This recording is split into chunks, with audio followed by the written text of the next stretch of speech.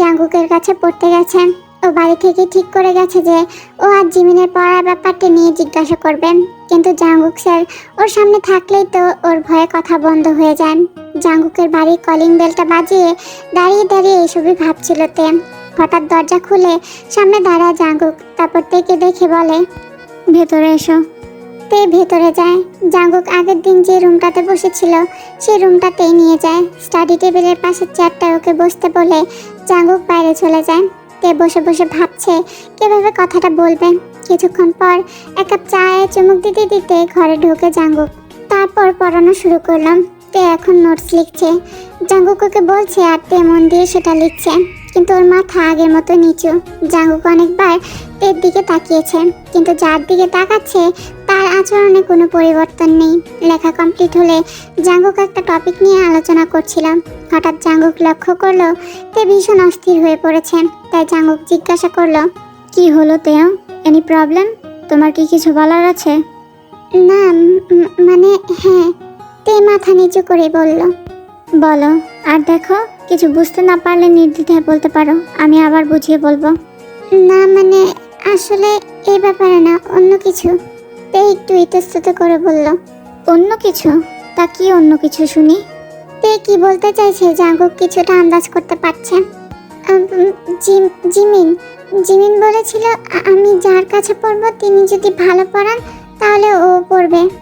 তারপর একবার তে জাঙ্গুকের দিকে তাকিয়ে আবার মাথা নিচু করে বলল, কিন্তু বিশ্বাস করুন আমি এখন আপনার কাছে পড়ার ব্যাপারে ওকে কিছু বলিনি।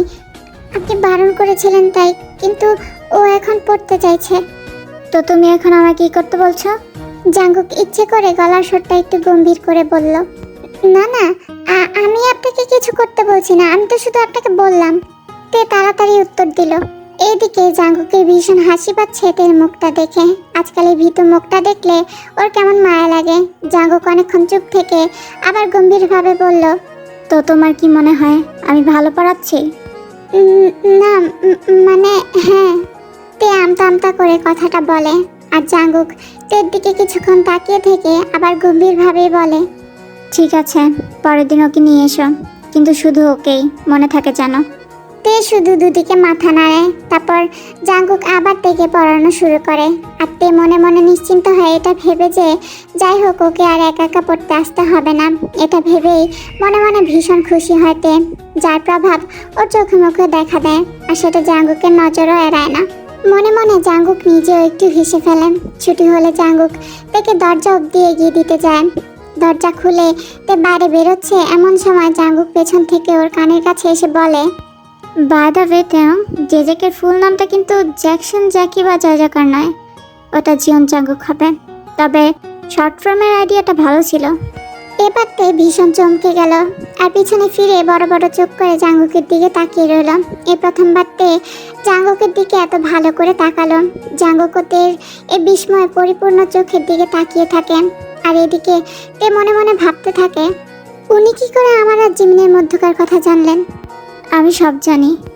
জাঙ্গুক তের দিকে একই রকম ভাবে তাকিয়ে উত্তর দিল।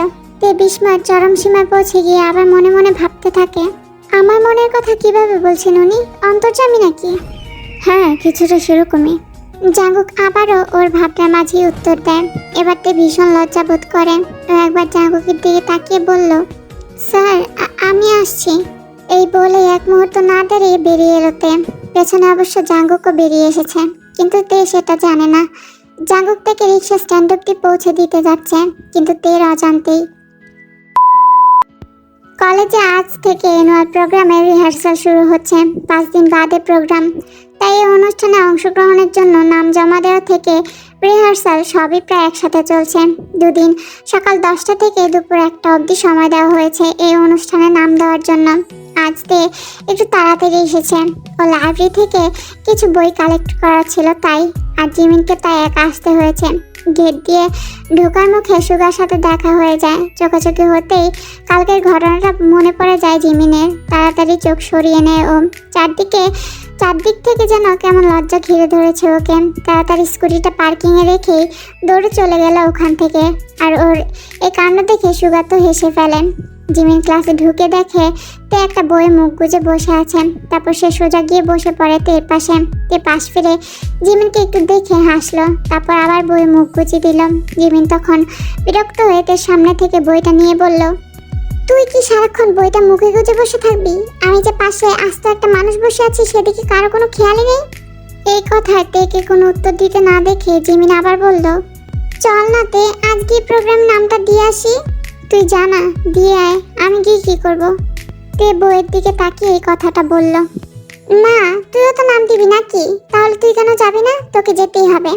দেখ জিমিন, আমি ওরকম সবার সামনে কমফোর্টেবল নই।